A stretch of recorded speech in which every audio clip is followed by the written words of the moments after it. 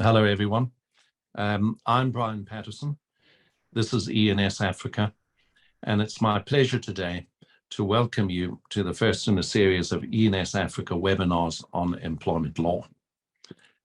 Today, we are going to focus on hiring and firing in the African continent, and I will moderate further webinars in due course, which will deal with other issues such as redundancies, retrenchments, reductions in force, as they're called in the United States, or RIFs, GDPR, PAPIA, also transfers of businesses in the UK, they call it as the TUPE regulations, in South Africa, Section 197. I'm hoping that these webinars will be on a monthly basis. We're very excited today because we've had more than 300 participants join us today throughout the African continent, and a large number of participants from the United States, Ireland, the United Kingdom, and the rest of Europe. The panel consists of colleagues of mine in various offices of ENS, and I'll briefly introduce you to them. The first panelist is David Sidu, who comes all the way from Accra, Ghana. Hello, everybody. Great to be here today. Thank you. Hi, David. And then Faith Chabet of Nairobi, Kenya. Hello, everyone. Pleased to be here today, and thank you for joining us. And Kenya, as a jurisdiction, as you all know, is seeing remarkable growth at the moment. So we're really looking forward, Faith, to hearing about employment law in Kenya. Then we have Charles Visser from Windhoek, Namibia. Good day, everyone. It's a pleasure being here this afternoon. And also we are pleased to see Raywood Rakuru of Walvis Bay, also in Namibia, is joining us on Namibian hiring and firing. Thank you very much for having me. Good afternoon. And Eustace Ngoga from Kigali, Rwanda, our Rwandan office. Hello, everyone. It's a pleasure to be with you. Thank you. Thanks, Eustace. And Audrey Johnson from Johannesburg, South Africa. Hi, everyone. I'm very excited to be part of this webinar and look forward to chatting to you. And finally, and certainly by no means least, Rachel Masuko from Kampala, Uganda. Hello, everyone. Thank you very much for joining us. These are all lawyers who are expert employment lawyers, and I'm sure this afternoon we'll unpack at a very high level and punchy webinar, I'm hoping, the key aspects of hiring and firing, and be able to do a comparison between the jurisdictions. So it's going to be quite exciting. I want to mention a few preliminary points. First of all, the law in relation to these jurisdictions has some similarities. There's no employment at will. Now, David will correct me because Ghana is an exception. I understand statutorily there is employment at will, but not in practice. So David will tell you about that. But for our US colleagues and friends, you won't be surprised to know there's no employment at will. Also, we're covering a whole variety of jurisdictions, from Roman Dutch law to English common law to Lusophone and Francophone, although we won't focus on Lusophone and Francophone today. So a lot of different legal systems come in play. Then a number of my colleagues from law firms have texted me during the week and asked, will we cover certain issues? And a number of them have said, what about compromise and settlement agreements? Can I avoid having to deal with the law in Ghana by just simply short-circuiting everything and doing a compromise settlement agreement? Our panelists will deal with that in their presentations. And a number of our colleagues have also asked me, well, what about senior management executives and directors? Is there any special provisions that apply to them? Again, we'll touch on these. And a lot of US colleagues have said, okay, what happens if we want to terminate someone and we don't want to follow any procedure, whether lawful or fair? How much will it cost us? And I'm sure many have faced that question, and it's one that our panelists will address. So if you have questions, submit them to the Q&A, and I'll moderate a Q&A session at the end. after the 1 hour. We've allowed 10 minutes. If we run out of time, what I can give you an assurance is that each of the panelists will come back to you on those questions and provide you with high-level advice. So without further ado, I'm going to hand you over to Audrey Johnson, who will deal with hiring and firing in South Africa. Audrey. Thanks, Brian.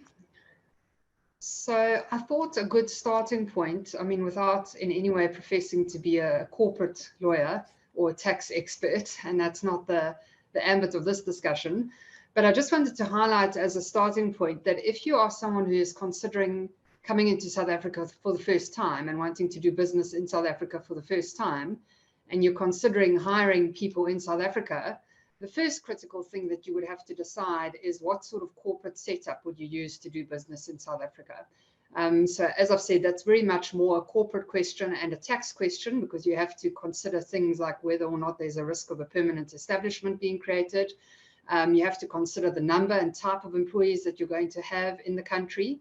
But just very briefly, in general, the options range from using someone in South Africa that is not an employee, that's an independent contractor, or that is supplied to you by an employer of record, so you're not actually the employer, or establishing a proper local entity in South Africa, which would then have to comply with all of our company laws, and that would obviously be subject to strict regulation, and that would only be suitable if the business that you're planning on doing in South Africa is extensive. So that would be the first issue that you'd have to consider when looking at hiring employees in South Africa. The second important issue is obviously what type of employment contract should you use. So there's a variety of different types of employment contracts that are permissible in South Africa. Each have their own idiosyncrasies and each have their own risks and their own benefits. These also have to be very carefully weighed up and considered. And the most important thing is to consider the reason why you are employing this person and what they're going to be doing to determine what sort of employment contract is appropriate for them. So the first issue is, what is the duration of the employment contract? Do you employ someone on an indefinite period contract, or do you employ someone for a fixed term? The use of fixed term contracts is highly regulated in South Africa, particularly for employees that earn below an earnings threshold that is determined by the Minister of Labour in terms of their Basic Conditions of Employment Basic Conditions of Employment Act. That earnings threshold does change from time to time, but it's basically employees that earn below about 200,000 rand per annum, so very low earning employees. And the regulations in relation to employing employees on fixed term contracts when they earn below that level are there to protect employees from the abuse of fixed term contracts. So the Labour Relations Act provides that you can only employ someone on a fixed term contract if you have a justifiable reason for employing them on a fixed term contract. And generally speaking, you can only employ someone on a fixed term contract for 3 months, not longer. Although those regulations only apply to employees that earn below the certain earnings threshold, you also have to be careful when you use fixed term contracts for other employees, because our law does provide that if you rely on the expiry or the termination of a fixed term contract to end an employment relationship, and the employee can show that they had a reasonable expectation that their fixed term contract would be renewed, that could be an automatically unfair dismissal. Oh, sorry, that termination could constitute a dismissal. So then the contract wouldn't actually terminate as a consequence of the expiry of the contract, but in fact, they can allege that they have been dismissed and that dismissal was unfair. So that could be actionable. So you really have to consider very carefully whether it's appropriate to use a fixed term contract. And it would only really be appropriate if the person that you're going to employ is only needed for a defined duration to work on a specific project, or for work that is only required for a certain limited period of time. So if you can't justify using a fixed term contract, then the alternative is obviously to employ someone on an indefinite period contract. And as we'll see when we get to firing, an indefinite period contract is a bit more challenging, because you can only terminate an indefinite period contract if you have a fair reason and if you follow a fair procedure.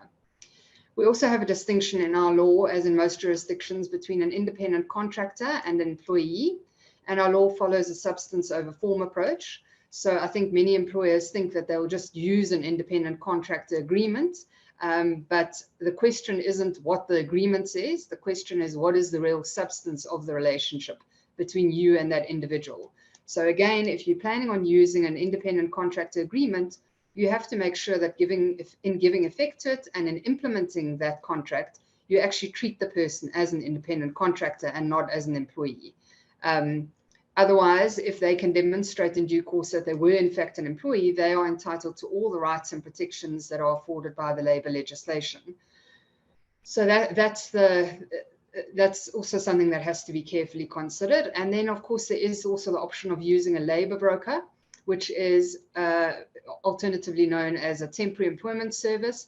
These are companies that are purely in the business of supplying labour.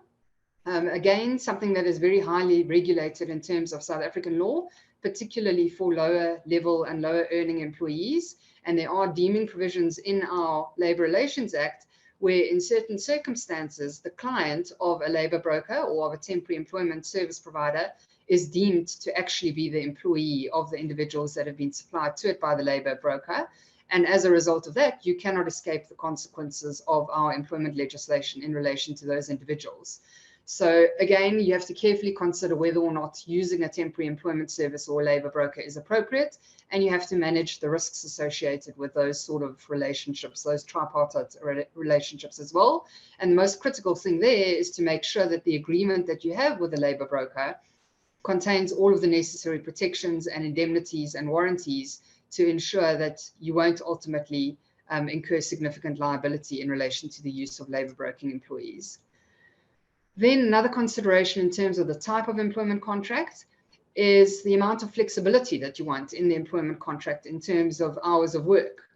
So it is completely permissible in terms of South African law to provide for totally flexible or 0-hour contracts of employment where you don't provide a guarantee as to any minimum number of hours of work that you are going to provide to that individual. This is often used in the sort of environments where it's very cyclical in nature. The levels of business change drastically during the course of the year, depending on various circumstances. And you may need someone to work up to 195 hours in 1 month, and in the next month, you've got no work for them. So it's seasonal work, basically. So in those sort of industries, it is permissible to use an indefinite period contract rather than a fixed term contract, but one that is very flexible in terms of hours of work, and where you roster individuals to work depending completely on your business needs from time to time. Alternatively, obviously, you could have a full-time employee, a permanent full-time employee that works ordinary hours of work, your traditional 9 to 5 type of hours of work with a lunch break, and they then are guaranteed those hours of work, and you have to remunerate them usually on a monthly basis for those hours of work. So that's another consideration. It is, of course, completely possible as well to have a fixed term contract that is also flexible in terms of the hours of work that you are prepared to provide to the individual. So you could have a flexible fixed term contract of employment. Then finally, just in terms of hiring, the type of contract that you use has to be carefully considered in terms of what sort of provisions have to be in it or should be in it. And that, again, I think a lot of employers fall into the trap of just using standard employment contracts across the board, but there are certain provisions that you may want to include in different employees' contracts of employment that may not be appropriate for other employees. So, for example, whether or not you include a probation period. And a probation period in our law simply means that for a certain period of time, your notice period that you would have to give to the employee if you want to terminate is usually shorter, and you can have less compelling reasons for terminating, but you still have to have a justifiable reason. And during the probation period, you basically monitor and assess the employee's suitability for continued employment quite closely. A probation period is not suitable for all employees. It depends on the nature of the role. And also you have to carefully consider the duration of the probation period, because our law also says that the probation period must be reasonable to allow you to properly assess the individual. So you can't just have a one-size-fits-all probation period in all employment contracts. Then, of course, the issue of restraints. In our law, restraints are enforceable to the extent that they are reasonable. And whether or not they are reasonable depends largely on the extent of the restraint, so the area and the duration for which you are restraining the employee, but also importantly, the nature of the employee's role and the sort of information, proprietary, confidential, trade secrets information that they had access to during their employment, and whether or not you have a proprietary interest that's worthy of protection at the expense of the employee being gainfully employed elsewhere. So you have to carefully consider when you employ someone, whether or not it's appropriate to include a restraint in their employment contract to protect your business, but also whether or not that restraint would actually be enforceable. That then is coupled with a consideration of what the appropriate notice period would be, because in our law, it is okay to put someone on gardening leave during their notice period. And that would also be a way of sterilizing an employee that is about to take up employment with a competitor, to put them on gardening leave during their notice period. And so you have to consider, is it necessary to maybe provide for a shorter restraint coupled with a lengthier notice period during which I can sterilize this person by putting them on gardening leave? And of course, all of these things are usually appropriate for very senior managerial or executive employees who are going to have extensive access to confidential and proprietary information. So I think it's clear that it's very dangerous to just use a one-size-fits-all type of employment contract, or it's certainly not advisable. There's a lot of consideration that has to go into what type of contract you use when you're hiring individuals in South Africa, and what provisions you include and what provisions you don't include. And then just the last point on hiring in South Africa, obviously we do have this unique aspect in our law, given our history of apartheid, that we have legislation in place that specifically protects against unfair discrimination and places an obligation on certain employers to implement affirmative action measures. And that obviously has an impact on your hiring decisions and also on your hiring processes, because you have to be very careful not to unfairly discriminate against candidates for employment, because they are covered by the Employment Equity Act as well. So in your recruitment process, in your interview process, there's certain things you have to steer clear of asking applicants for employment and basing your hiring decisions on. And then in terms of your affirmative action measures, certain employers have to have employment equity plans in place where they have actually set goals and objectives for themselves to achieve certain targets in terms of having fair representation or equitable representation across all job categories of people from previously disadvantaged groups. So that would, of course, impact on the candidate that you ultimately select for positions. Okay, Hilary, I think we can go to the firing slide, please.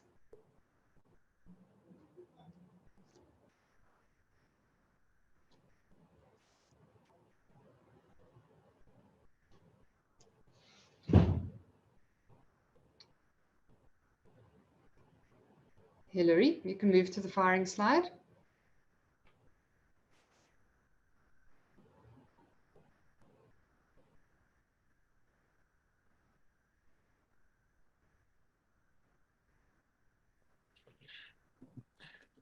Hi, Audrey. When Hilary's getting that firing slide, we just need to move a little quicker through that. Otherwise, it'll be over time.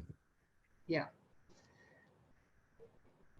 I do intend to be a bit shorter on firing, so let me go ahead with that. So as Brian mentioned already, in South Africa, we don't it's not an employment at will jurisdiction. So you can only terminate an employee's employment in South Africa if you have a fair reason and you have to follow a fair procedure. The procedure that you have to follow depends on the reason for termination. And of course, we don't have time today to go through all of the procedures in any detail. But the acceptable reasons for terminating an employee's employment in terms of our Labour Relations Act are basically misconduct. That's obvious, where an employee has broken a workplace rule or breached a workplace rule or breached their employment contract. The second is capacity, which can either take the form of poor performance, they're not capable of performing at the standard that you require of them, or they are incapable of performing because they are ill or because they're injured. And then the third is an operational requirements termination, otherwise known as a retrenchment, where it's basically as a consequence of a restructuring and declaring positions redundant. And that's a no-fault termination where the employee would usually receive would receive a severance package. As I've said, the procedure differs depending on what the reason is, But in essence, almost all of them, the operational requirement termination involves a lengthy consultation process. There are a number of items that you have to consult on in terms of the Labour Relations Act. Both the misconduct and the incapacity processes would involve giving the employee an opportunity to be heard before you make a final decision to terminate their employment. It's possible in our law to terminate an employee's employment summarily, so without any notice period, but that only applies in cases of serious gross misconduct. You know, something like an assault or theft or fraud, where there has been a material breach of the employment contract, you can terminate summarily. Otherwise, the contractual notice period provided for in the employment contract would apply. It is possible to pay an employee in lieu of their notice period so that their employment terminates earlier. Or alternatively, as I've mentioned, you could place an employee on gardening leave where they still remain an employee and they continue to receive their remuneration, but they're not required to come to work during that period. I have mentioned the use of fixed-term contracts. The important thing to realize there is that a fixed-term contract expires automatically on the termination date provided for in the contract, and that could usually be defined by time. So it would have an expiry date that is defined by time, or defined by purpose. If you employ an employee to work on a specific project, you could say that your employment will terminate when that project comes to an end. We don't know the exact date when that would be, but when that project is completed, your employment will terminate automatically. In those instances, there's no need to give an employee notice of termination because that expiry of the fixed term contract happens automatically. Of course, employers often run into problems when they allow an employee to continue working beyond the expiry of their fixed term contract. Similar issues arise in relation to retirement and age discrimination. So it is possible to provide an employment contract for an agreed retirement age, or an employer may have a normal retirement age that is determined by the rules of the retirement fund that the employees participate in. And often what happens is that employers allow employees to work beyond their agreed or their normal retirement age. And for a while, there were a line of cases in our law that held that it's unfair discrimination on the basis of age to dismiss an employee if they've reached their retirement age, but you've allowed them to continue working beyond their retirement age. And that's on the basis of a provision in our Labour Relations Act that says that it's automatically unfair to dismiss someone on the basis of their age.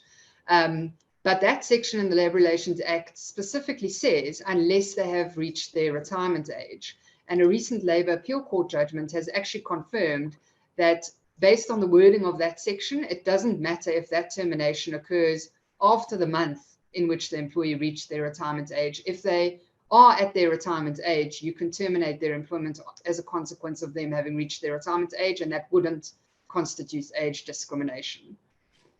In relation to unfair dismissal disputes, employees can challenge the fairness of their dismissal either at our employment tribunal in South Africa, which is called the Commission for Conciliation, Mediation and Arbitration, or at the Labour Court.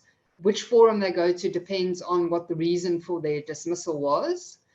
And the primary relief in South Africa, if it is found that an employee's dismissal was unfair, is actually reinstatement with unlimited back pay. So an employee can be put back into their position and the employer can be required to pay them their remuneration with effect from the date on which they were dismissed.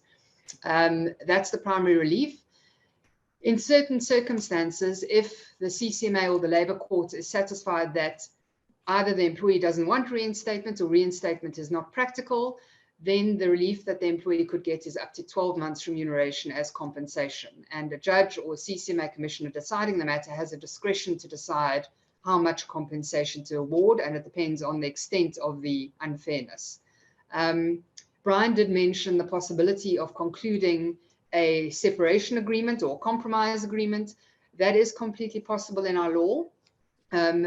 We do normally advise employers that the timing of when you initiate those sort of discussions, again, has to be carefully considered. There are risks associated with an employer initiating those discussions too soon. Obviously, it's also strategic. You want to sort of enter into those without prejudice discussions to settle or to potentially reach a mutual agreement with an employee at a time when you have leverage. And when the employee basically knows that the writing's on the wall and they would be better off potentially concluding an agreement with you rather than facing a dismissal. So again, each matter is different, but you have to consider carefully what the appropriate time is to enter into those sort of without prejudice negotiations. There's no regulation in our law dealing with senior managerial employees or terminating their employment. You do, however, have to be careful if you're dealing with a dismissal of someone who is a director, a statutory director, particularly if they have a contractual entitlement to be a director. Then you have to tread quite carefully, because you could end up breaching their employment contract if you terminate their directorship before their employment has been terminated. And obviously terminating their directorship has to be undertaken in terms of the Companies Act, but the order in which you do things then becomes quite important, depending on whether or not they have a contractual entitlement to be a director or not. And I think that brings me to the end. I'm not sure how I did on timing. I don't think I set a very good example for my colleagues. Thanks, Audrey. I think you've given us a very comprehensive review, so thank you for that. I think there are some Q&As, one for you, which we'll come to at the end. Let's move on without further ado to Chevron Darby of Mauritius. If you could briefly tell us about hiring and firing in Mauritius, Chevron. Thank you, Brian. Hello, everyone. I'll wait for Hilary to, thank you, Hilary, to project my first slide, which is the next one. So I'll start in the meantime. So the recruitment process, the first step in hiring in Mauritius, the most important matter to take into account is to ensure that there is no discrimination at the time of recruitment, that is during the interview process. So once the main items on which there could be discrimination is that of gender, HIV status, nationality, and religious or caste considerations. There are three main types of employment agreements that a person could enter into. The main one, which is the most widely used one, is that of indefinite term agreement. This is the default position under our employment laws. Fixed term agreements, which are another possibility of employing employees in Mauritius, are usually, in most cases, available only for workers earning in excess of 600,000 rupees annually. In respect of those employees earning less than this threshold of 600,000 rupees annually, employees could be employed on fixed-term agreements only in respect of specific projects, or if ever they are replacing one employee who is on leave. In terms of casual workers, these are workers that are usually used in specific industries, for instance, tourism during the high-end season and agriculture during the harvesting season. It is possible in certain circumstances to employ contractors, but like in South Africa, the test is one of substance and not limited to the contractual terms between the parties. So it will be necessary to ensure that the actual way in which work is carried out is in fact that of a contractor and in principle. And the cornerstone of that test is that of control. Now, when you are employing in Mauritius, irrespective of the type of contract that you use, the most important factors to bear in account is firstly, whether or not you are employing that person in a regulated industry, for instance, in financial services or in banking, for senior personnel especially. You would need to ensure that they pass a fit and proper test. And in that respect, you may need to consult the regulator to obtain the approval of a regulator, whether the Financial Services Commission or the Bank of Mauritius, to ensure that the person obtains the fit and proper approval from the regulator. Secondly, obviously, if you are employing a non-Mauritian, a non-resident in Mauritius, you would need to ensure that all visa requirements have been fulfilled. This in turn means deciding whether you will sponsor that person to allow the person to obtain a visa in Mauritius. In Mauritius, I would like to point out this may not be a particularly cumbersome procedure. It's a procedure that takes around 6 to 8 weeks to be completed.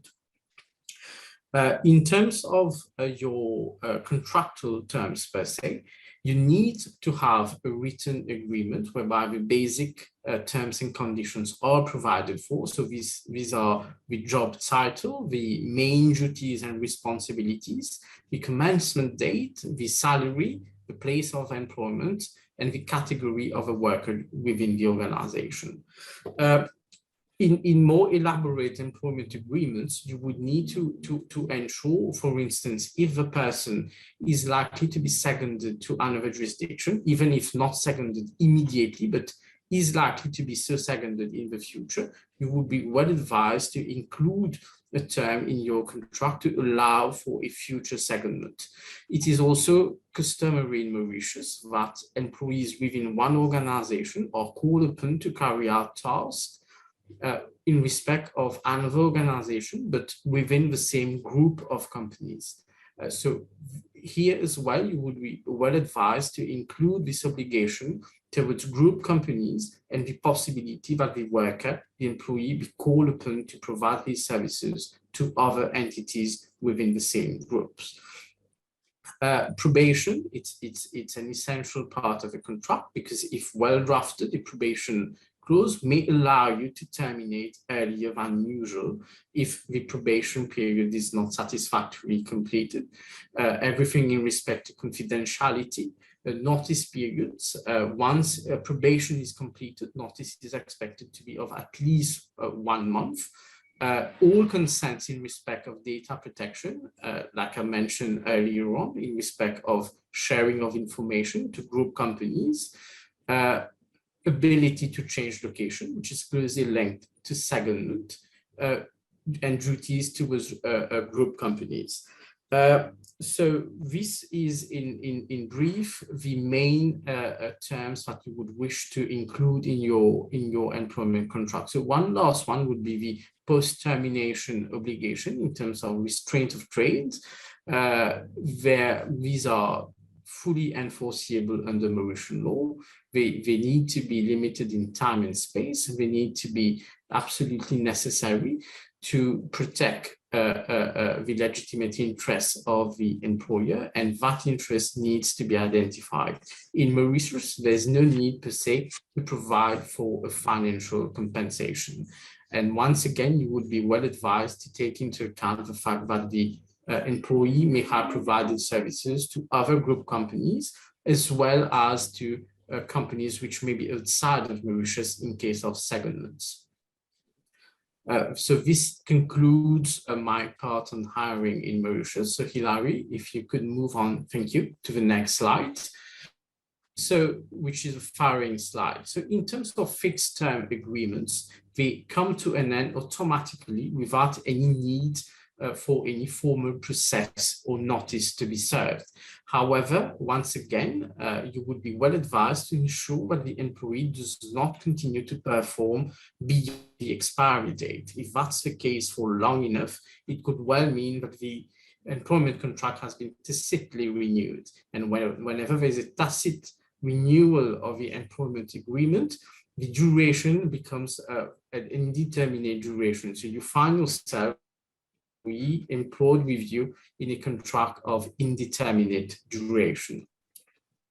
You may only terminate an employment agreement for cause, and the most used causes are gross misconduct. So pure misconduct is not sufficient for you to fire an employee. There should be a finding of gross misconduct, poor performance, redundancy, and conduct that have been subject to criminal proceedings. Conduct that have been subject to criminal proceedings need to have a bearing on the employment obligations of the employee. So if they are completely unrelated or do not in any way affect the reputation, the performance of work, and the ability of the employee to remain in the employment of the employer, it may be difficult to terminate on those grounds. In addition to that, there are prescribed procedures that need to be followed in respect of each type of termination. For instance, the employee should be given the opportunity to provide his explanations, which normally takes the form of a disciplinary hearing, which is chaired by an external person most of the time. And for that matter, the employee should be given the chance of being assisted by a legal representative, by a trade union representative, or by an officer of the Ministry of Labour. So in addition to showing that the substantive requirements, that is that there is one of the causes, that the prescribed procedures have been followed, it is essential for the employer to show that the termination is made in good faith. In other words, that the employer had no alternative other than to terminate in the circumstances. So this is an additional requirement which is placed on employers. Now, we earlier on, Brian spoke about the possibility to have mutual settlement agreements. These are always possible under Mauritian law. In fact, the legislation makes specific provision for the possibility, even at the level of the disciplinary hearing or thereafter, for the employer and the employee to be able to come to a compromise in a mutually agreed exit. What you need to bear in mind, however, in terms of settlement agreements for workers earning less than 600,000 rupees annually, these have to be approved by an independent law practitioner, an officer of the Ministry of Labour, or a trade union representative. Finally, in respect of mutual settlement agreement, the employer, if the mutual settlement amount exceeds 2.5 million rupees, has a duty to deduct tax from the amount that is paid to the employee. Retirement, the normal retirement age in Mauritius is at 65. An employer cannot force an employee to retire before that age, but once the employee reaches that age, the employer may ask him to retire, but there's no absolute obligation for that to happen. Upon termination, for employees earning in excess of 600,000 rupees, there are no dues per se, unless there still are amounts that need to be paid into any statutory pension fund, or for employees earning less than 600,000 rupees annually in terms of annual leaves, for instance.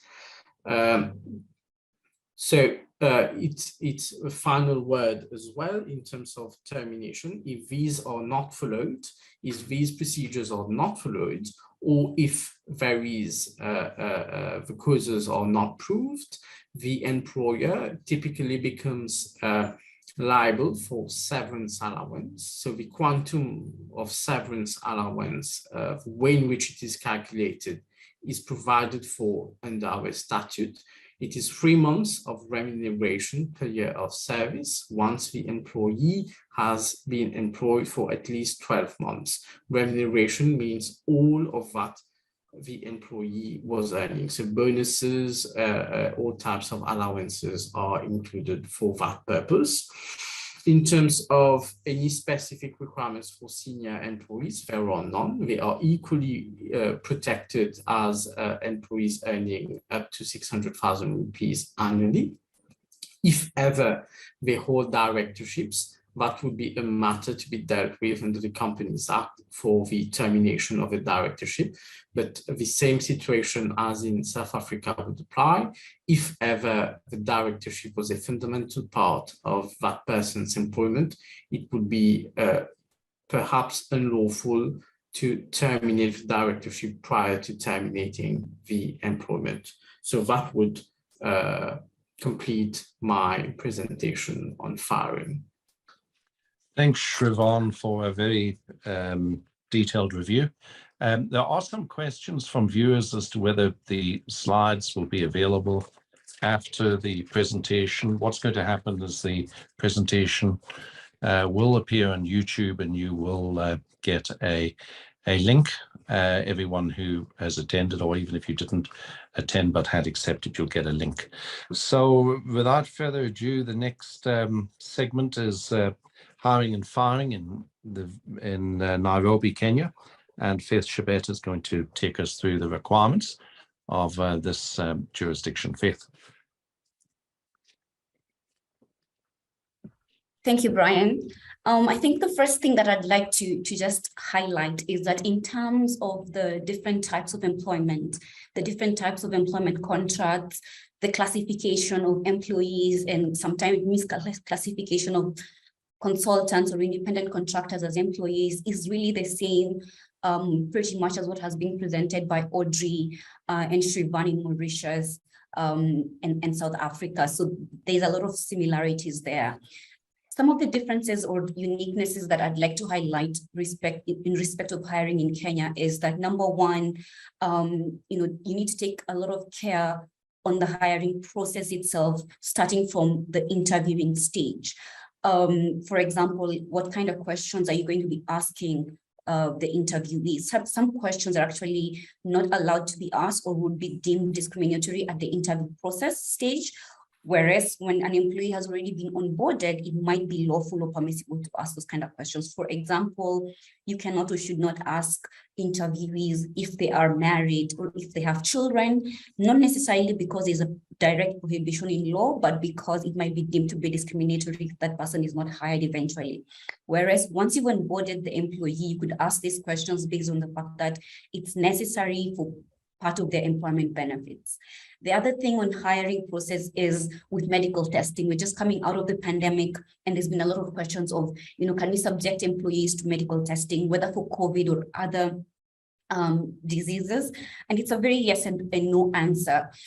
Yes, because depending on the role of the employee or the type of work that they're doing, you could ask them to take medical tests to just confirm that they are capable or in good health to take on the role. However, you cannot ask, or you're not entitled to require them to present the actual medical report because of medical confidentiality rules. So the most that you can do is to just get a report from the doctor to see whether this person is fit for work or not. But if the role does not necessarily require any specific medical tests to be conducted, like eyesight, then it might actually be discriminatory if you ask for medical tests to be conducted.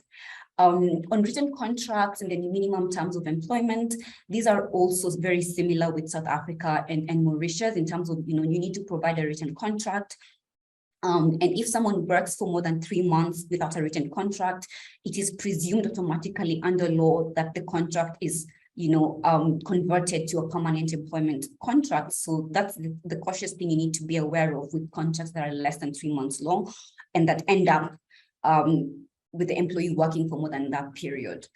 The next thing that's important at the hiring process stage is as well to make employees aware of the policies of the company that will be applicable to them. Once they are onboarded, it's important to let these policies, to let them have these policies and for them to acknowledge receipt of the policies, because otherwise it might be challenging to enforce the policy if an employee claims that they were not aware of it in the first place. The other thing, Kenya has a huge expatriate community. And we need to ensure then that you have your immigration status, in check for your employees, and then to balance out the rights of employment or the terms of employment between the local, employees who are Kenyan citizens versus the expatriates. You can have unjustified differentiation in terms of employment where the basis is just the nationality or whether someone is an expatriate or not. So that's something to be cautious about, especially since Nairobi has a huge expatriate community with the NGO, with the UN headquarters here, with huge multinationals setting up here as well. The other thing at the hiring process is, on background checks. And I know Brian mentioned that we will have another webinar on GDPR, on data protection laws across the continent. You need to also balance out, data protection versus the right to privacy when you're conducting background checks. Yes, you can conduct background checks, but it is important to get this, notified to the employees at the application stage so that they are aware of that. And then the last thing is just on statutory notifications. You have to also get this going at the point of onboarding, like social security registrations and all of that. I think that's a good overview on hiring in Kenya. And I'm happy for us to move to firing Hillary. Thank you. So again, in terms of process requirements, in terms of the fact that you need to have reasons for termination, you cannot just terminate at will. There's a lot of similarity in Kenya with the other jurisdictions there. However, the process is very specific, and the key thing is that it's not always, and in fact, it's not set out specifically under the Employment Act or under the statute. A lot of this has crystallized from decisions of the court. So you might think that you've been able to get a copy of the legislation online and you've ticked out all the boxes under the written law. However, a lot of the process requirements actually distill from various dispersed decisions of the courts. So that's one thing that's important to note about employment law in Kenya, is that it's very dispersed. The next thing as well that I'd like to highlight is that on the legal reasons for termination, it's not sufficient if you've got legal reason but you fail to follow the process. As an employee, you'll still be deemed to have breached employment law, and you'll still be deemed liable for unfair termination, even if it's a case as serious as gross misconduct, but you did not follow the right process. So that's a key thing to note as well. And I'd like to just make an interesting, I think, comparison with what Shrivan mentioned about Mauritius, that in Mauritius, you can't terminate for misconduct that is not gross misconduct. In Kenya, it's actually, you can actually terminate for misconduct that does not necessarily amount to summary dismissal, or does not necessarily amount to gross misconduct. The only thing is that you have to give notice, whereas for gross misconduct, you can summarily terminate without notice, but you still need to follow the right process for summary dismissal. On probation, there's an interesting, very recent decision of the court that has said that for probation, you still have to follow a very elaborate process of terminating during probation. So even if probation is 3 months long only, and that someone is not yet confirmed as a permanent employee, you can't just terminate them just because they're on probation. You can't just say that 3 months is over, so we're not confirming your employment. You have to give reason. You have to take them through a process, have a sit down. And that's something that I think employers are struggling with at the moment, because historically it's always been very easy to terminate during probation, but that's now changing. The other thing I'd like to highlight is on terminal pay. Just like Shrivan mentioned about Mauritius, in Kenya, for any amount of terminal pay, this will still be subject to income tax. So as an employer, you're entitled and actually required to withhold taxes and to remit that to the Revenue Authority. A few post-hiring points is you need to give them a certificate of service. You need to, get a discharge voucher from the employees. You need to maintain records for at least 3 years, because a claim can be lodged in court anytime within 3 years of the termination. And then there's no special distinction when you're firing senior employees versus other categories of employees. And in case of breach, you might be liable to pay up to 12 months compensation in damages. I think I'll leave it there for Kenya, and we can continue these conversations. Thank you. Thanks, Faith. And, I had the pleasure not so long ago to spend a week with Faith and some of her colleagues in Nairobi. And what struck me is exactly what you were saying. You can read the legislation, but unless you understand the development of the law casuistically through the cases and how it's applied, you're going to probably end up in trouble. So it's true for Kenya, and it's true for a number of our jurisdictions, particularly in the African continent. I think that's a very valuable insight. And thank you for your insightful and punchy presentation. We're now going to move to Charles Visser, who is sitting in Windhoek in Namibia. And Charles is going to tell us a little bit about Namibian hiring and firing. Over to you, Charles. Thank you, Brian. Yes, as a point of departure, I think it's a known fact that Namibia and South Africa share a legal history, and therefore a lot of the comments and information that Audrey presented earlier this afternoon is also applicable within the Namibian context. In the interest of time, likewise, Namibia recognized 2 types of employment contracts: a fixed-term contract and a permanent or indefinite period contract.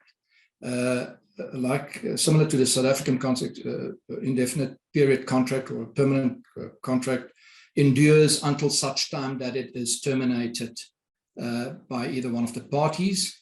And my colleague Raywood Tricora will talk to the termination of contracts specifically. Fixed term employment is recognized in Namibia. A fixed term contract is recognized in Namibia. It is regulated, but not as heavily regulated as the South African context. We have an amendment to our Labour Act, it's Act 2 of 2012, which creates a rebuttable presumption that all contracts are indefinite period contracts unless the employer is to provide a justifiable reason why a particular employee should be employed on a fixed term contract. I must say that although this presumption is in existence, it's rarely enforced or really implied, but it is there, and it's important to take notice of the fact that in Namibian law, all contracts, all employees are presumed to be permanent employees. It's important to as a caveat to keep in mind that the concept of tacit renewal in terms of a fixed term contract, if an employer allows an employee to continue employment subsequent to the termination date in a fixed term contract and continues to pay that employee his salary, that employee may very well claim the renewal, a tacit renewal of that fixed term contract of employment, or even may claim permanent employment. So it's very important that if a fixed term contract terminates, that the employer in advance renegotiate further terms or ensure that the employee exits its employed. A further concept which must be kept in mind is that of a reasonable expectation when it comes to fixed term contracts. The more an employee is employed on subsequent fixed term contracts, the easier it becomes for the employee to claim that the employer has created a reasonable expectation of continued employment. So that's a concept when it comes to fixed term contracts that should be taken in consideration. Probationary periods are lawful, are applied in Namibian labour law context, and the termination of employment subsequent to the completion of the probationary period is indeed lawful. However, the termination must be preceded by a process rolled out by the employer in terms of which any performance failures must be identified, conveyed to the particular employee. Counseling, training, if necessary, must be given to the employee to ensure that the employee or to assist the employee to reach the expected standard. And if that's not the case, then employment may very well be terminated at the end of the probationary period. Transfer of employees to Namibia, it's a concept that we're dealing with more and more, where foreign employers are keen to set up operations or to transfer or to deploy foreign employees in the Namibian workforce. That is indeed possible, subject to the necessary immigration rules and laws pertaining to work visas, work permits, and the Namibian government is generally very, very strict on due compliance with those regulations and legislation.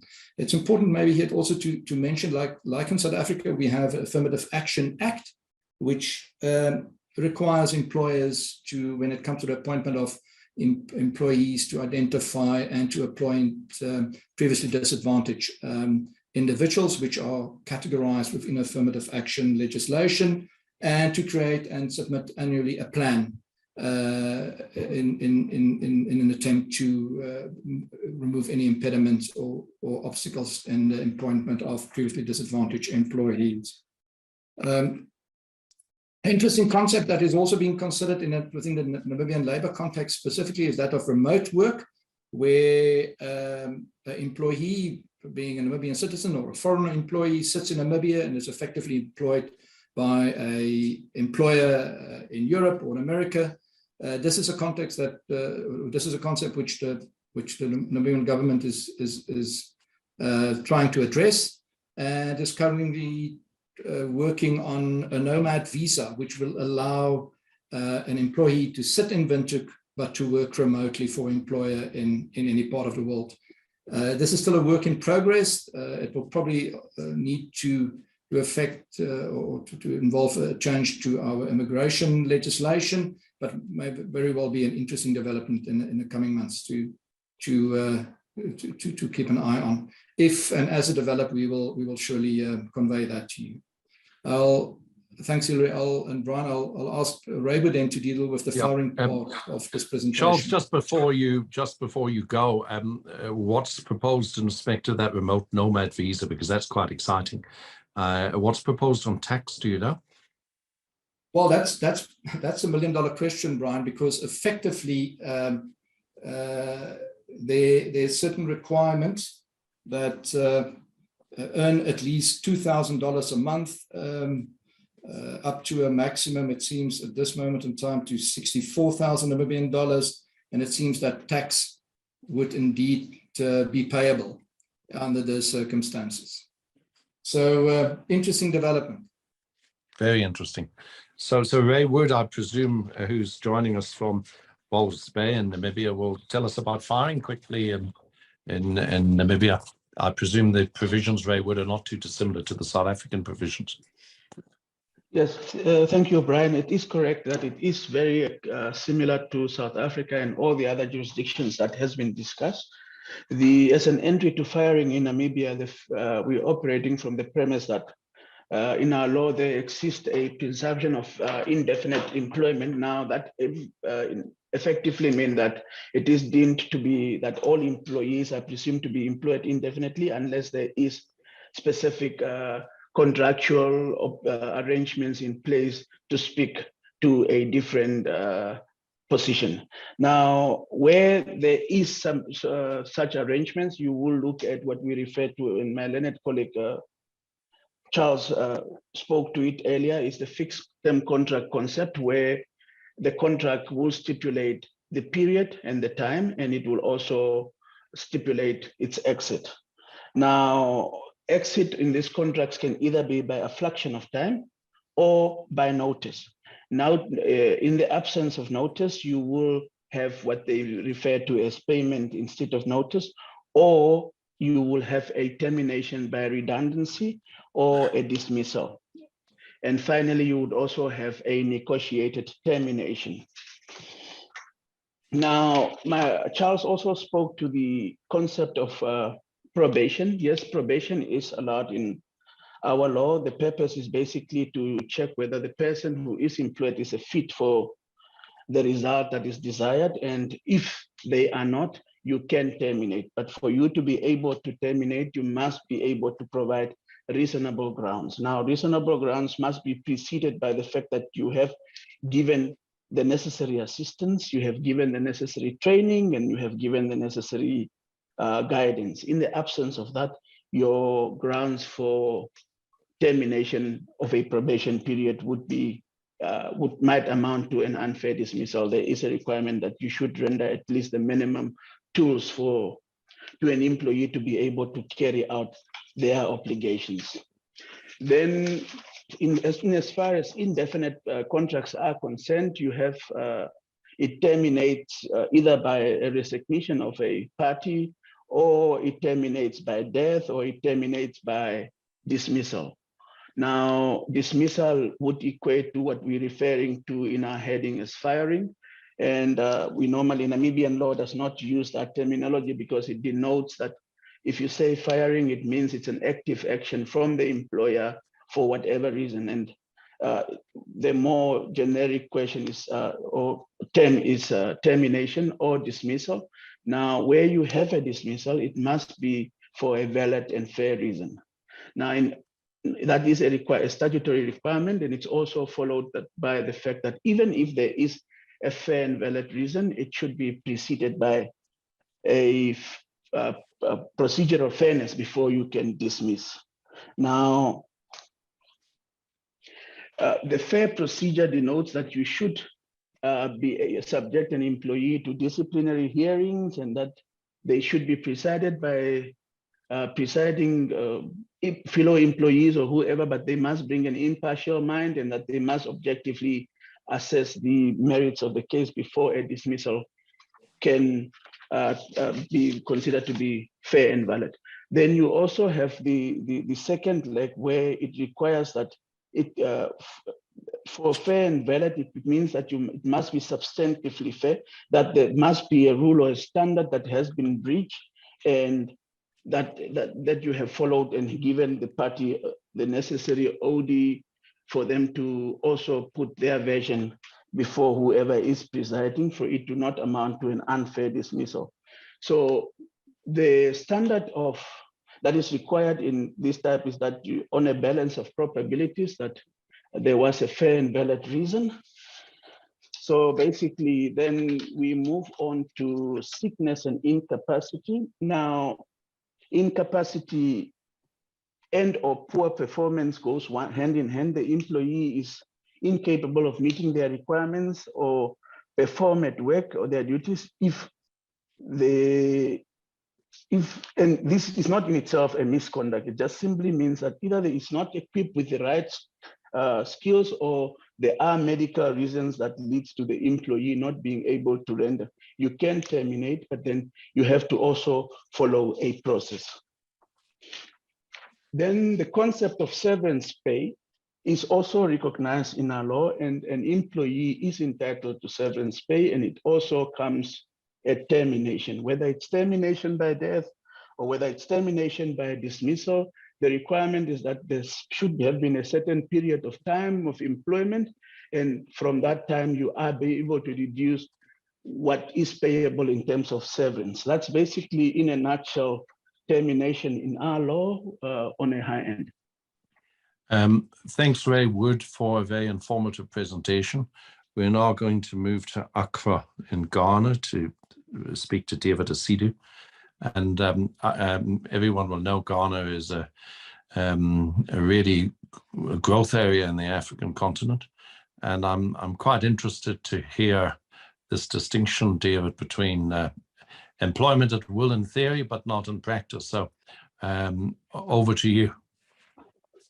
Thank you, Brian.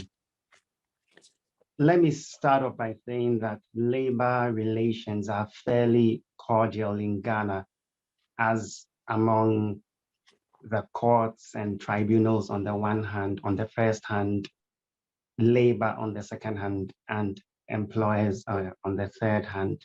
The current main legislation on employment law has been in force for about 20 years now. And in this time, the labor courts have managed to drop the public perception of being pro-labor, and they are now seen as fair and neutral. Unfortunately, I can't say as much for the labor tribunal, which shares some overlapping functions with the labor courts. The employment law of Ghana comprises three main elements. I believe it's similar to what Faith said about Kenya. There is legislation, there is case law or judge-made law, and there is established practice. In the next few minutes, I'll try to give a bird's eye view of these three elements in the context of engaging and terminating workers. As has been said by other people, other speakers, the three main types of terms of employment are indefinite, fixed term, and casual. I won't say too much more about that. I'll just move on to say that if the employment period is going to be more than 6 months, it's seen as permanent, and its terms must be reduced into writing. The elements that must be in the contract are partly statutory. So there are certain minimum provisions that must be in the employment contract. The term, the commencement date, remuneration, probation, not statutory, but advised to put it in working hours, job description, termination provision, paid leave, such like.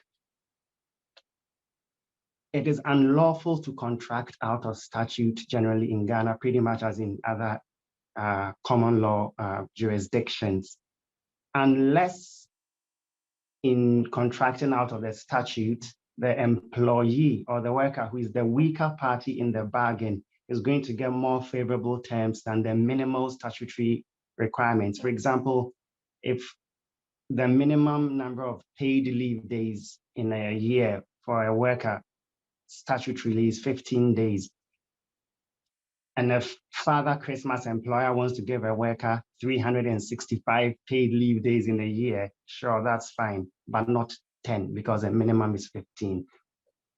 I'll move on and talk about the importance of having employment handbooks and terms and conditions of service. It's ill-advised to have a 2-page, 3-page letter which is signed by both the employer and the worker as the contract of employment.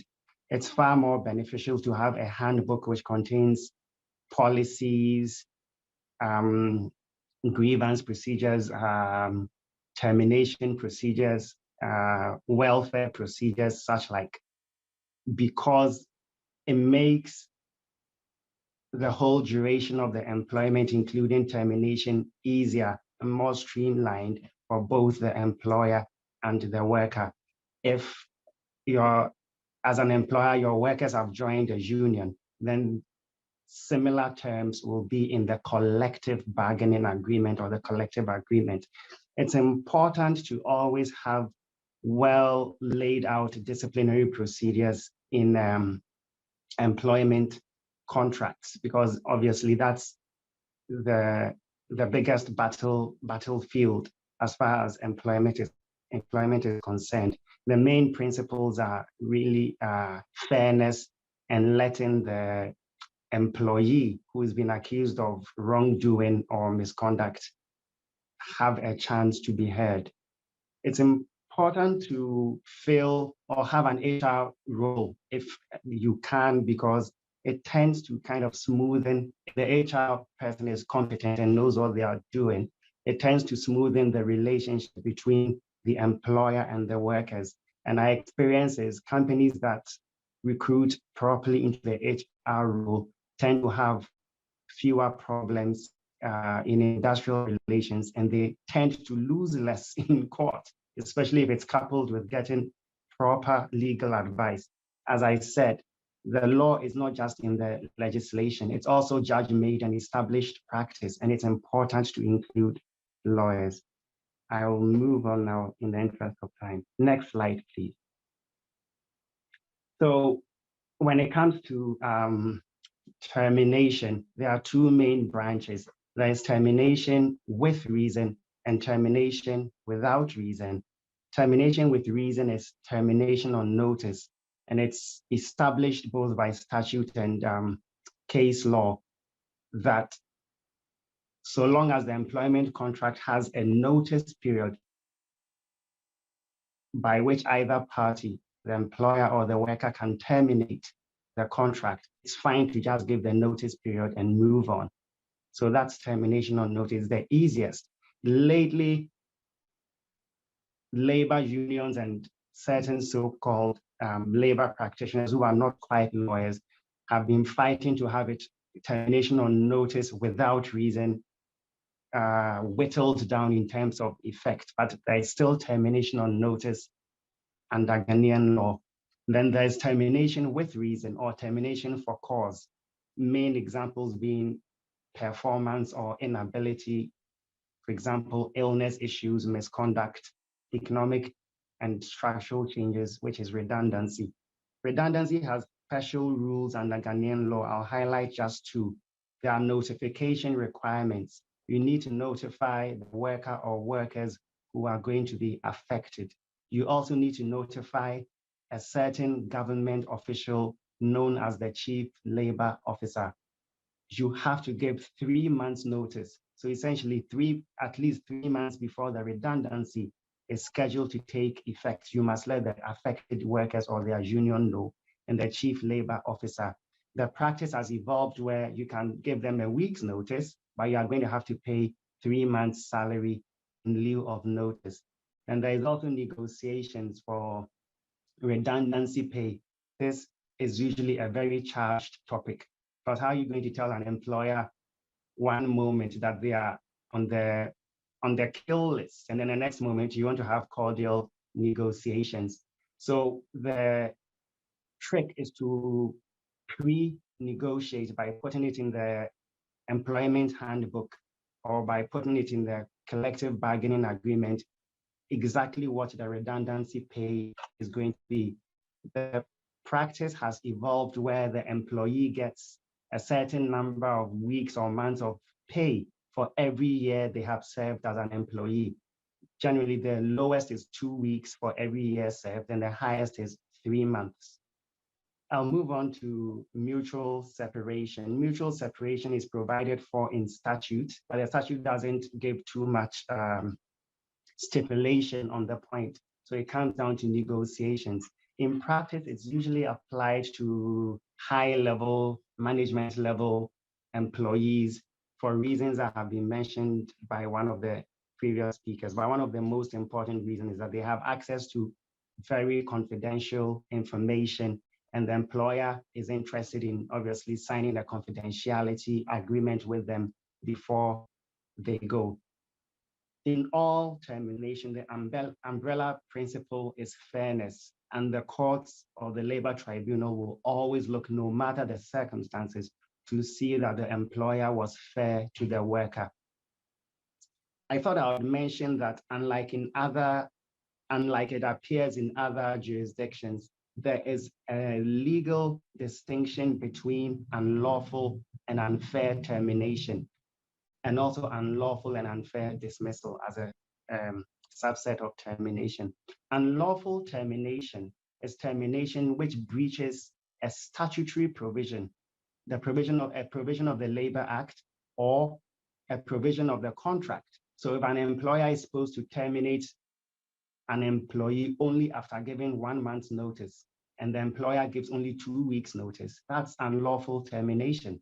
If an employer can dismiss an employee only after holding a disciplinary inquiry, which is done before a panel of 3, and the employer does hold the disciplinary inquiry, but before a panel of 1, it's unlawful termination, no matter how fair the sole panelist is perceived to have acted.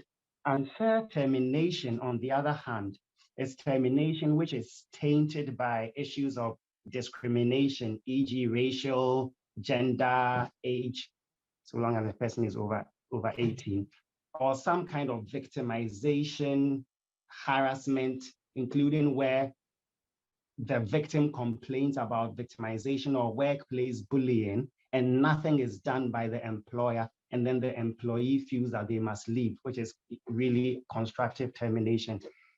It's important to separate them because obviously they carry different implications for the reputation of the employer. Otherwise, as far as remedies are concerned, the remedies are similar. Statutorily, there are 3 main remedies. There is reinstatement, re-employment, and damages for unlawful and unfair termination. But in practice, because of the long-standing common law rule that the employment contract is not a contract of servitude, you cannot force a private employer, an employee, to remain in an employment relationship if one of them doesn't want to be in the relationship. So in practice, reinstatement as a remedy for unlawful or unfair termination is available only to a worker who works for the government or governmental bodies. As far as private employment is concerned, the only real remedy is damages. So it goes back to a question Brian asked, or a comment he made, that an employer can strategically terminate an employee, whether it's unlawful or unfair, knowing that they have the budget to pay the damages. There are no statutory rules around compensation for unlawful and unfair termination. It's within the peer jurisdiction of the labor courts and the labor tribunal. But there are certain things the courts look at which change from time to time, including the unemployment rate in the country, how difficult it is for certain levels of skilled workers to get employment, the age-old rule of mitigation. Within the economic climate, the employee must make a reasonable effort to find a new job. And the extent of fairness or unfairness that tainted the termination. So there are certain trends employment lawyers can glean from the practice of the courts from time to time. And these trends of damages which are awarded change from time to time. So essentially, damages could be as low as 3 months' salary, but they could go as high as 24 months' salary. Let me just end by saying that there's a creeping practice in Ghana where an employee may be terminated and their lawyer looks at the employment law and realizes that the employer has kind of done everything kosher according to the law and to the contract.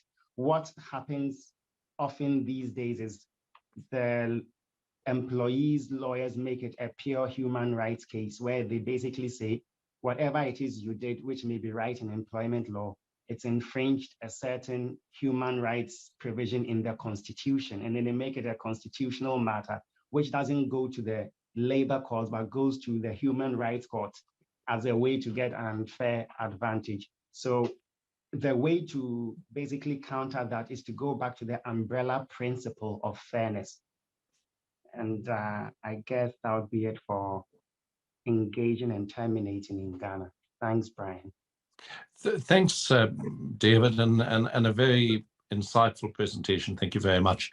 I suspect that many of the viewers are asking the same question that I would do, and that is, if you can terminate without any reason on notice, why on earth would you ever want to consider terminating on any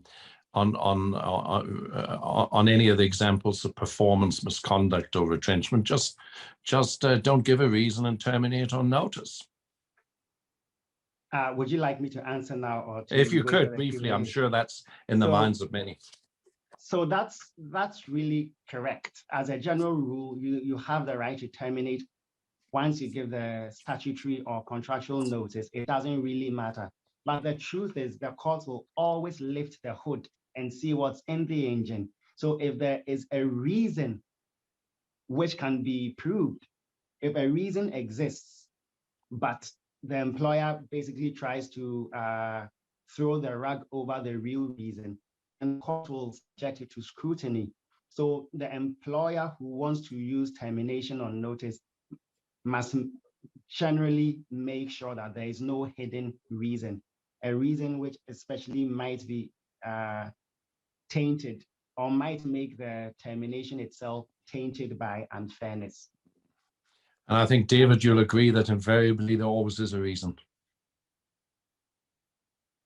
While I agree that there is always a reason, the employee must be the one to prove the reason. So if the employee, if the employer has not dealt with a certain reason and takes the strategic decision to terminate on notice, it's going to, without more, it's going to be difficult for the employee to win a case in court. And it's our experience that properly guided by lawyers along the entire process, termination on notice it's easy for employers. Sure.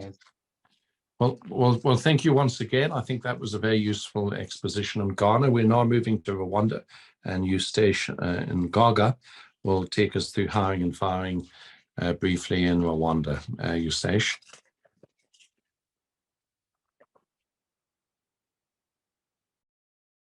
Yeah, thank you, Brian. In Rwanda, what should be taken into account when hiring? In terms of hiring for the employment of nationals, there is no specific restriction in terms of the eligibility, unlike in case of employment of a foreigner in Rwanda. So key aspect to consider if a foreign employer wants to employ a foreigner to occupy a position in Rwanda, the employer must first ensure that the position for which the employee is to occupy is on the demand list, the occupation and demand list, which is a list established based on the scarcity of some skills, which have been drawn up by the Ministry of Public Service. So that's one. You need to ensure that you have this position is on the demand list. Secondly, foreign employer may be allowed to work in Rwanda on secondment or in case of transfer in Rwanda. And also another aspect to consider is if the employee position is not on the demand list, then the employer will have to conduct market testing, which is a procedure carried out by the employer in case they didn't have any qualified Rwandan. Now, the occupation demand list, this is a list of occupations which are in short supply in Rwanda, and they range from professional services, management category, professional category.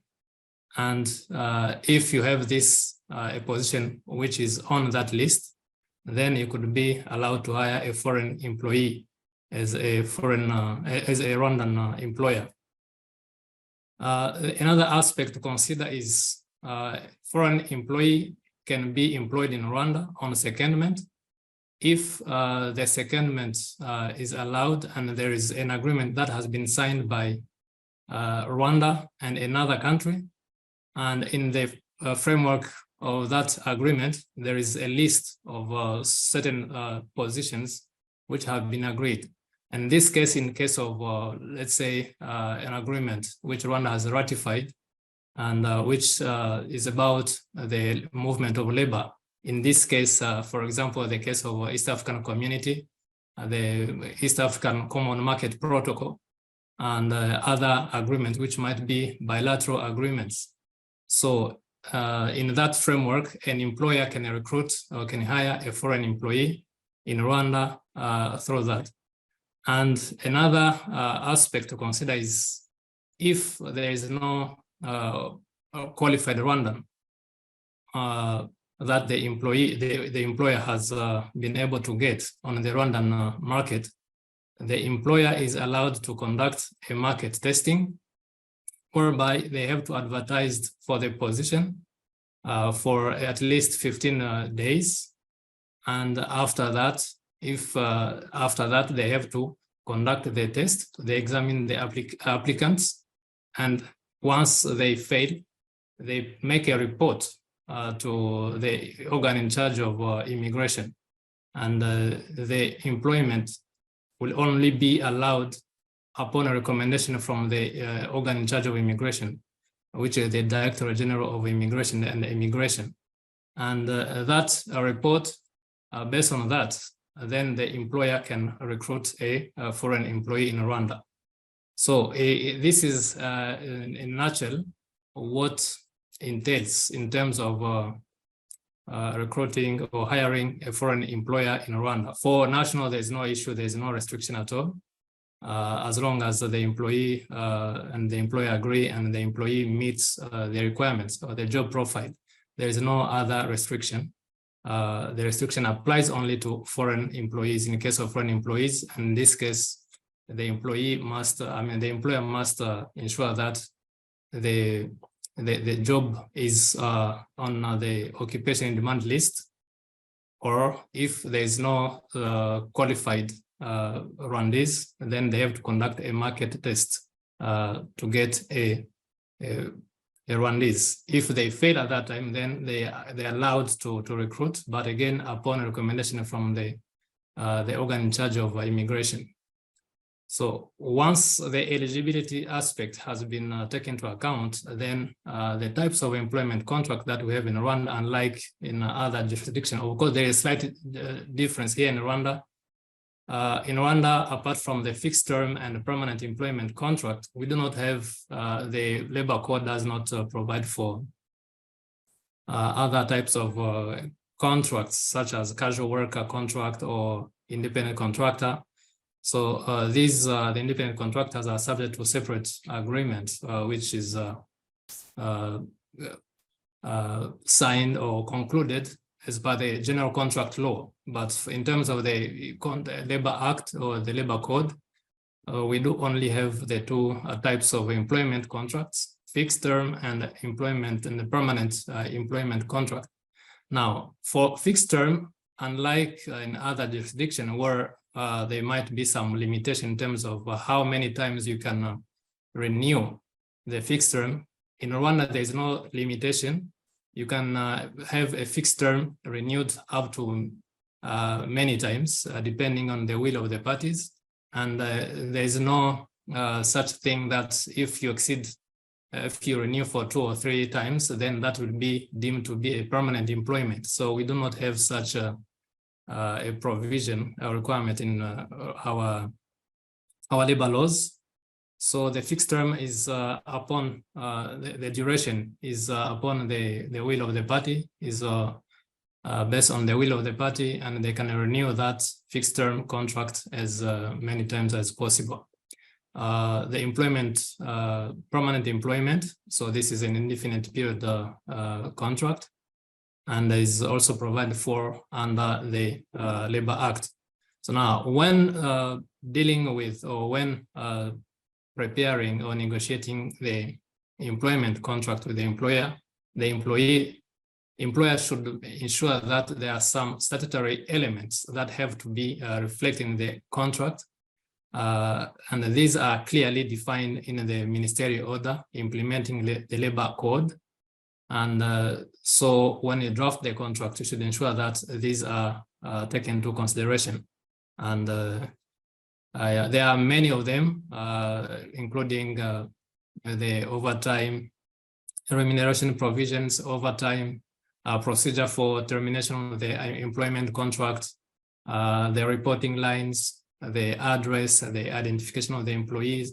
So there are various elements that must be taken into account in the written contract. So next slide, relating to firing. Firing in Rwanda, the law does not allude to the aspect of firing, but instead the termination of the contract or dismissal. Now, grounds and procedure for employment termination. Any termination of the agreement or employment contract must be based on legitimate reasons, and it must also follow a prescribed procedure.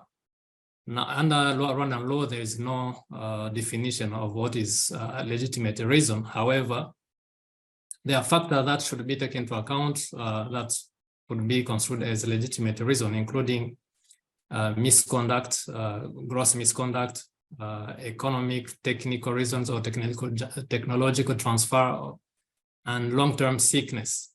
For misconduct, of course, the employer, the onus will be the employer to prove the wrong done by the employee before terminating the employment contract.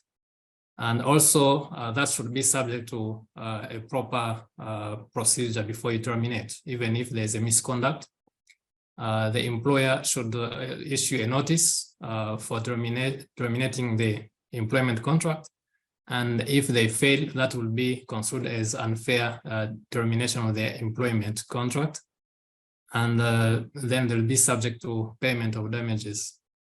So there's also another reason for terminating an employment contract, which is gross misconduct, in case the employee has done an act of gross misconduct.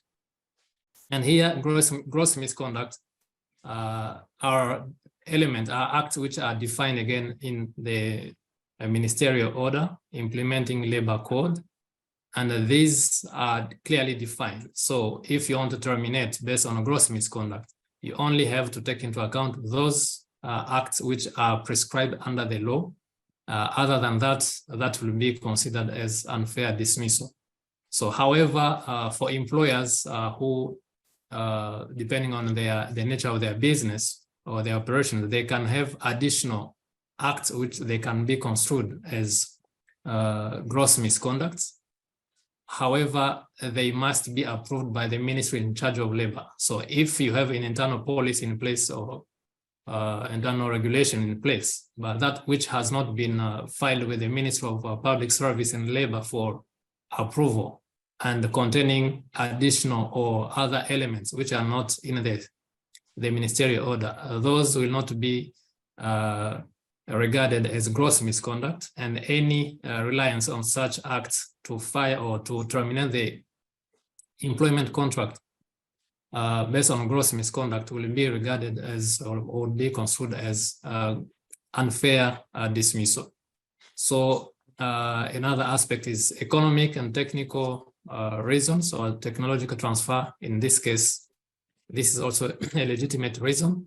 But however, in this case, the labor inspector must be brought on board in this process, including as well the employees, staff representatives, to have them to have their say and to involve them in the entire process until there is termination of the effective termination of the employment contract. Another ground for termination will be long-term sickness. If there's a report of medical doctors, report from recognized medical doctors, and these have in the report, it is indicated that the employee is unable, is no longer able to perform their duties because of the reason, due to the reason of sickness, then the employee can be terminated after 6-month period of long-term sickness.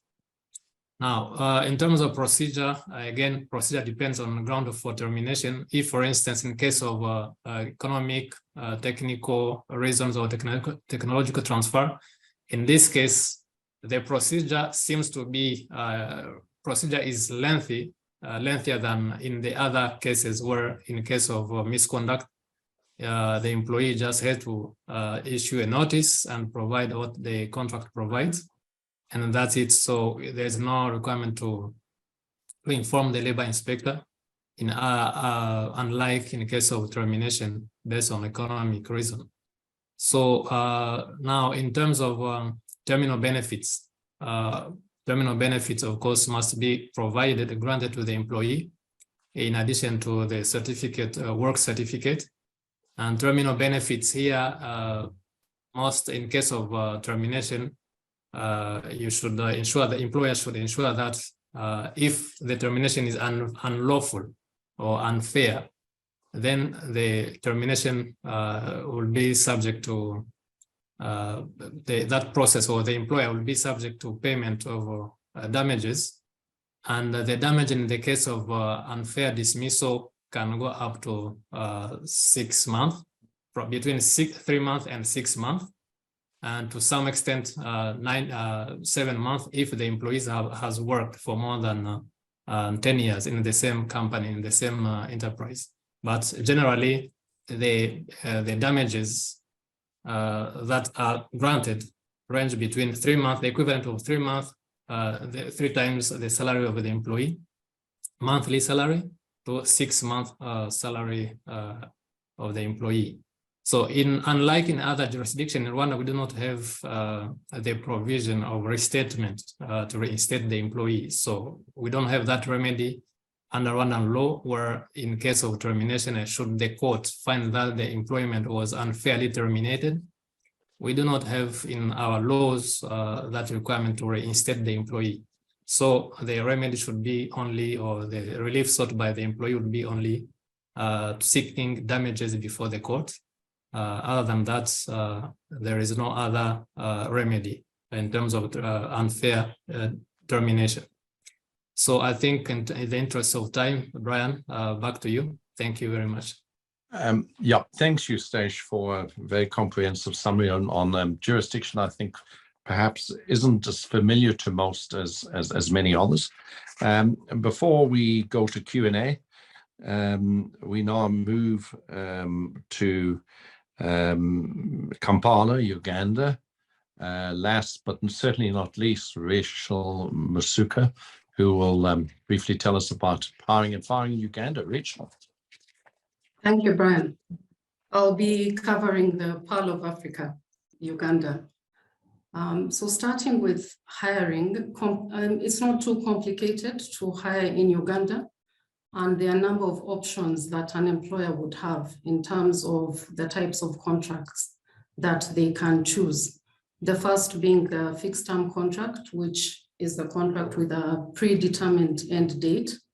And these are typically used where the employer does not want to make a long-term commitment to the employee, say for instance, because the business sustainability is not yet certain, or the employee is being brought on board for a specific short-term role.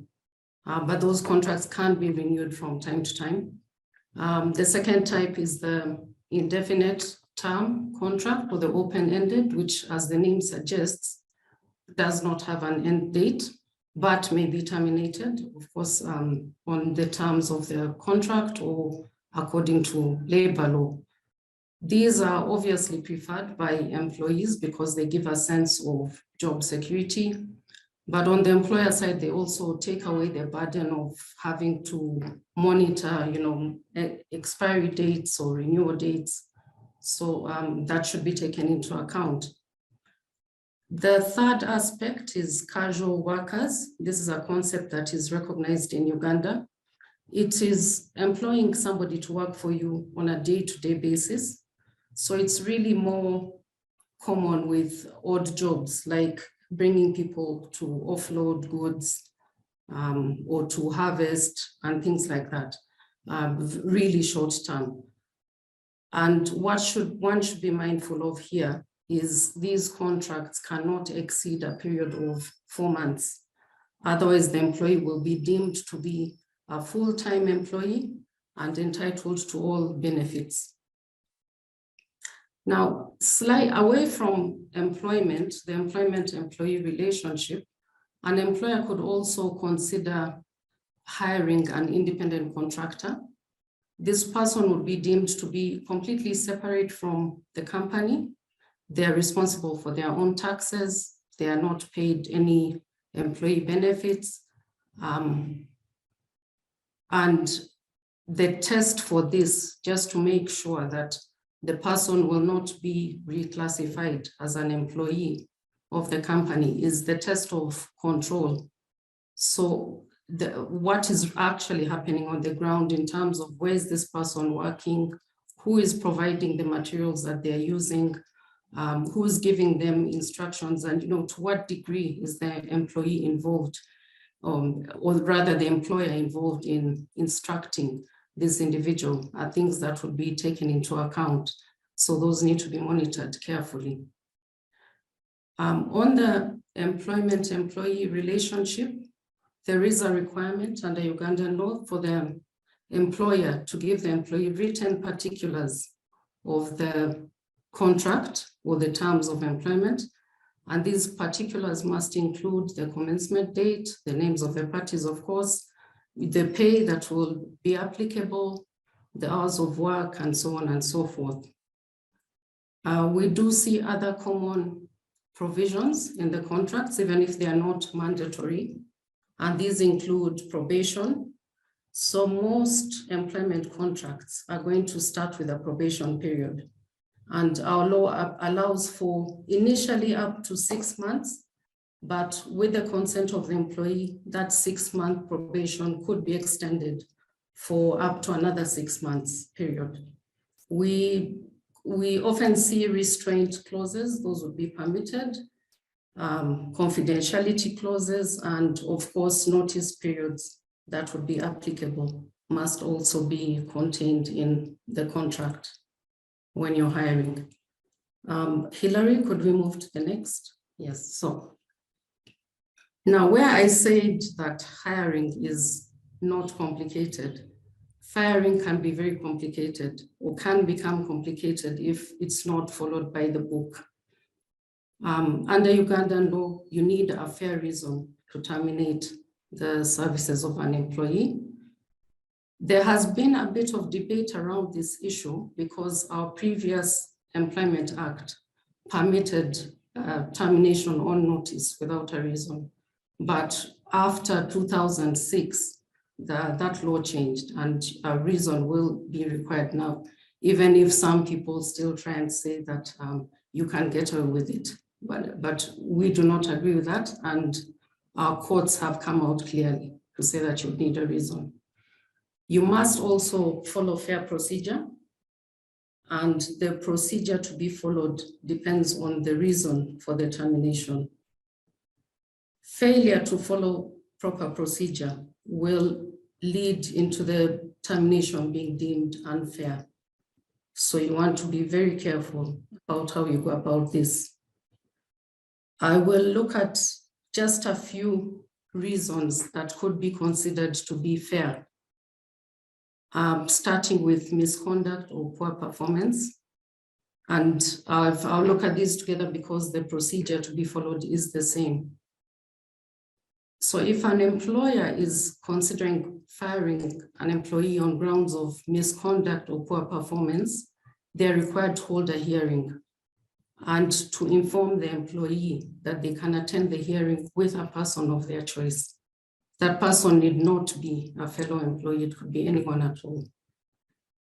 The hearing must be before an impartial committee of the employer, and the reasons must be stated clearly to the employee as to why they are being considered for termination. The employee must also be given time to respond to whatever allegations are put before them. Where the reason is misconduct, would also expect that an investigation has been conducted prior to the hearing. The hearing, we get this question a lot, what kind of hearing should it be? Do we need to have lawyers present and the like? Our courts have come out clearly to say that this is, it need not be a mini court. It is an informal hearing. The parties must just be given an opportunity to be listened to. And so that's what must be followed.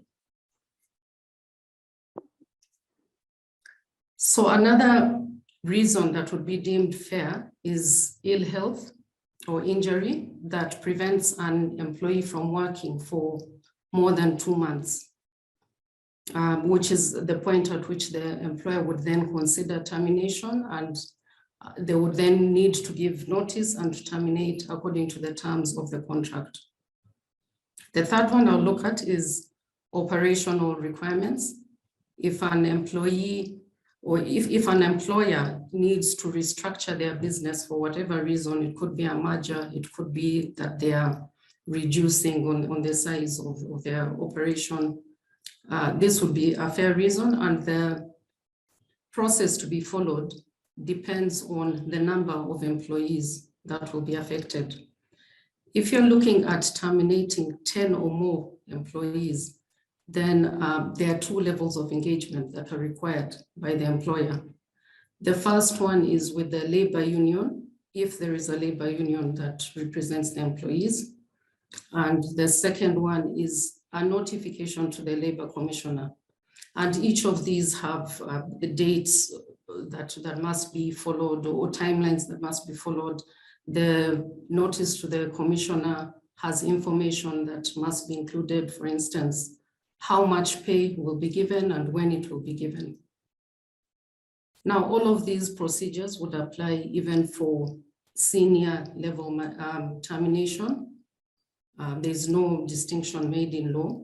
Obviously, if the contract provides for something different, then that would need to be checked and complied with, provided that it is not below the minimum required by law.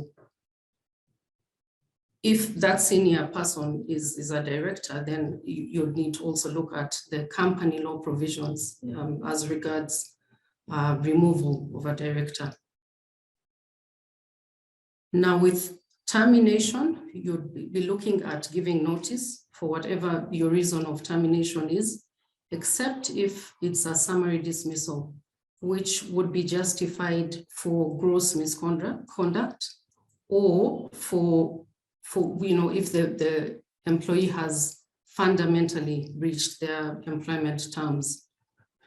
You'd also not expect notice to be given where a fixed term contract has naturally come to its end, or where a person reaches the agreed retirement age. But again, you need to check whether the employment contract provides for otherwise, and follow that. There are situations where we've been asked whether the parties can simply enter into a mutual separation agreement. And it's common, especially when there's a redundancy taking place. We would advise against it if there's actually a reason, like misconduct behind the termination or the separation, because I think David used the term lifting the hood and looking at what's under it, because even if the separation agreement is signed and that employee came back to court and made a complaint, the courts would listen. They would not turn the employee away simply on the basis that they signed the separation agreement. So again, that needs to be looked at carefully, and the circumstances leading to that separation agreement should be considered. The dues that will be payable on termination include salary up to the last day worked, the notice, which would usually be expected, or payment in lieu of notice if the employee consents to that. You would be expected to pay for all outstanding leave days, and that's for the whole duration of the employment. And then if there are any overtime dues that are unpaid, or any other benefits that are provided by the contract, then those will be payable on termination. As regards unfair dismissal disputes, and what our courts are likely to award, I'll start by saying that our courts are very employee friendly. So you don't want to go there lightly.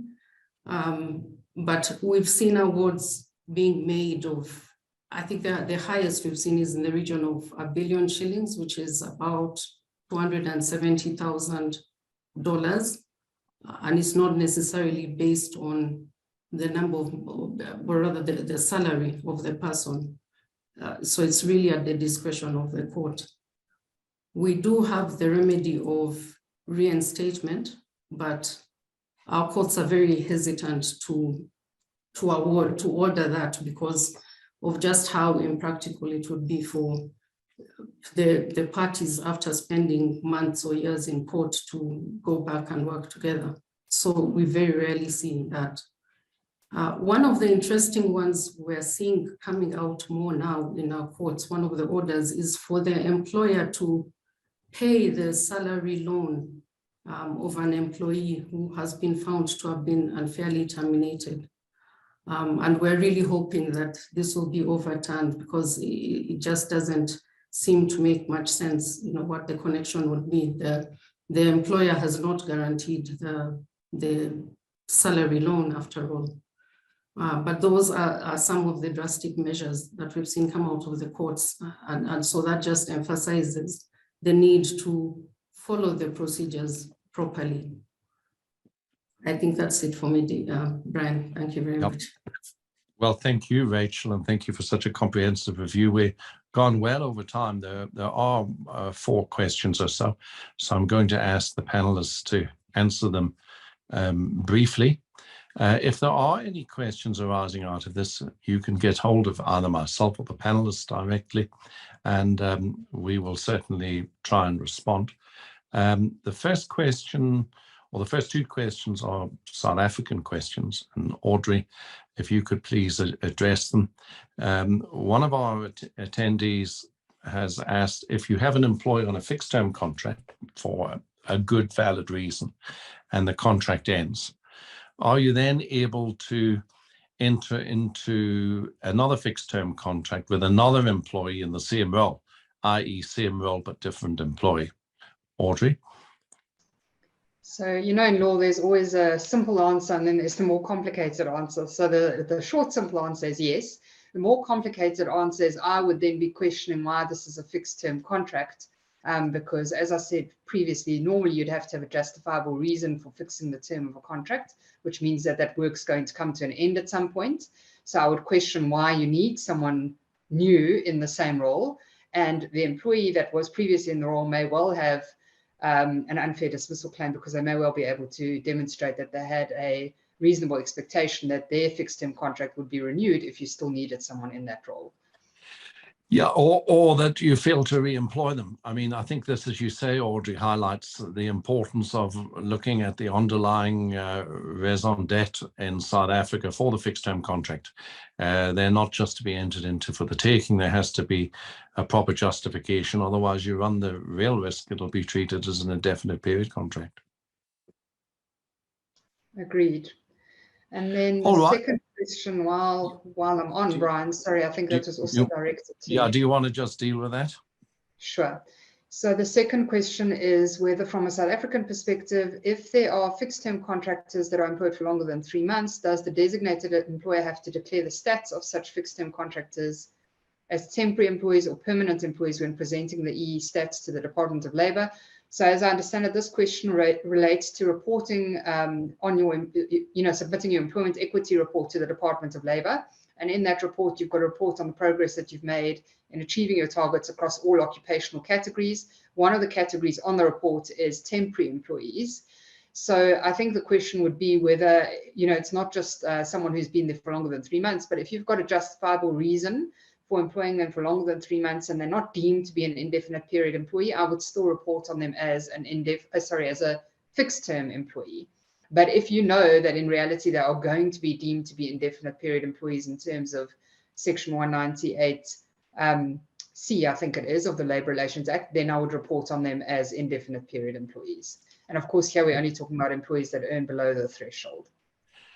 Excellent. And then the next question is to David Sidu in Accra, Ghana. And David, the question's quite interesting because it has to do with termination without reason. And some viewer who's looking at securing his employment rights well in advance. The question is, with regards to termination without reason, and it is termination with notice, as an employee with scarce skill, and to protect my interests, is there any maximum notice period for termination without reason? i.e., can I include in my employment contract a notice period of 1 year or 2 years so I get paid in the interim should I get terminated without reason? So to deal with the termination without reason, can we put a very long notice period in? So there is no maximum notice period, but there is a statutory minimum notice period. Generally, for fixed term contracts, it will be 2 years because the statute says, sorry, two weeks notice, because the statute says for contracts under 3 years, the minimum is 2 weeks. For indefinite term contracts, the statutory minimum period is 1 month. So there is no maximum. If you are a skilled negotiator, as a worker looking to be employed, and you can sell ice to the Eskimos, or shall I say sunlight to the Africans, and you can get 1 or 2 years, kudos to you. But I haven't seen anything more than 3 months. I haven't seen anything more than 3 months. Well, just a follow-up question from me, David, because in South Africa, the problem would be that there has to be reciprocity of notice period. So the employee's notice period has to be same as the employer. Is that the same in Ghana, or can you have differential notice periods? As a general rule, it must be the same.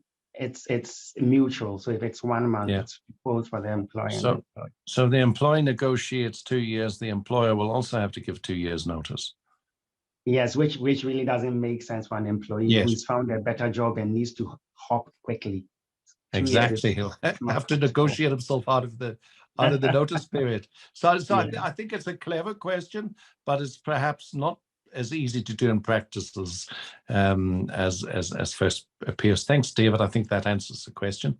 The next question's a fairly substantial question, and it's a question to my partner, Charles Visser in Namibia, from a former partner of mine, Ruben Philander. Charles, I've spoke to you about the question. Maybe you'd just like to explain it. There's 2 parts. Yes, thank you, Brian. Thank you, Ruben, for participating and attending.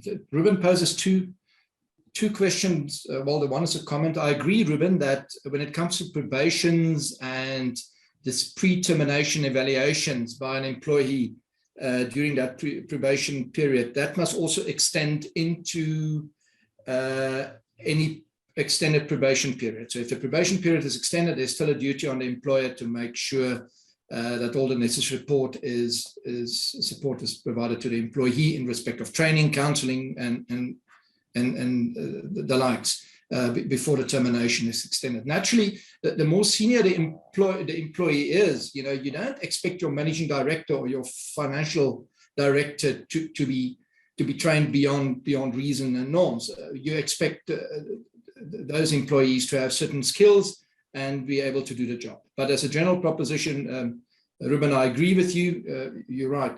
The second question posed by Ruben is payment of severance, specifically in respect of the dismissal of an employee.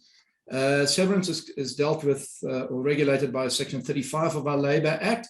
And as a general proposition, severance is payable when an employee is dismissed.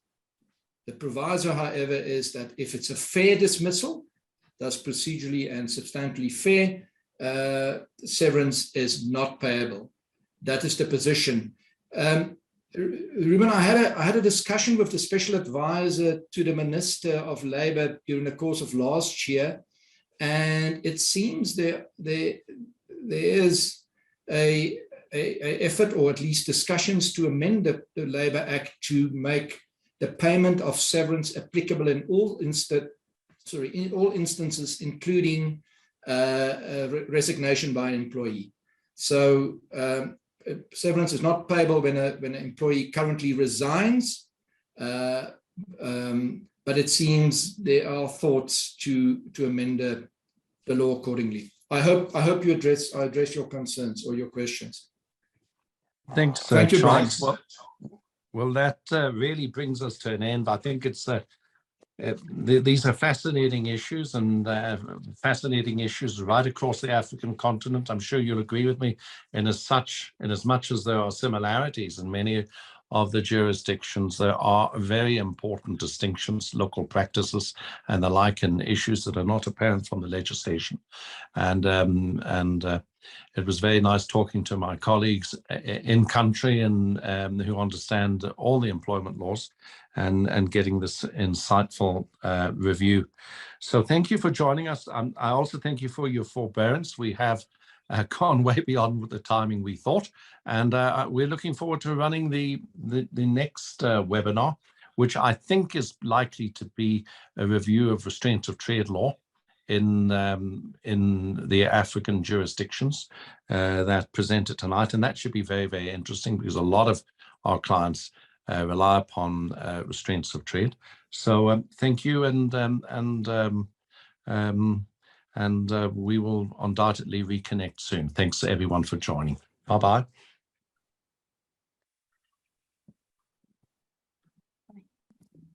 Bye. Bye. Thank you.